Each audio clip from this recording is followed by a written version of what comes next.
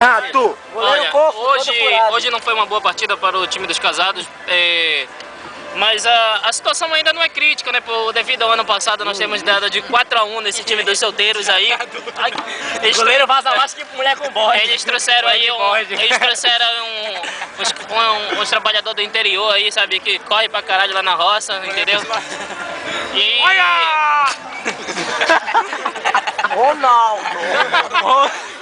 Mas tudo bem, já... Vai, Zina, fala aí, Zina. O cara que matou ano passado no jogo do casal de solteiros, que jogou na zaga dos solteiros, que é o Júnior, resolveu jogar hoje. Uma hora aqui. É só pra falar, né? Tá bom, ele agradece, não.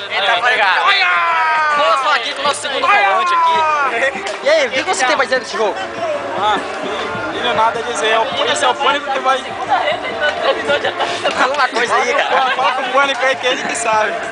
Ela, valeu, obrigado. Põe o dedo aí pra ele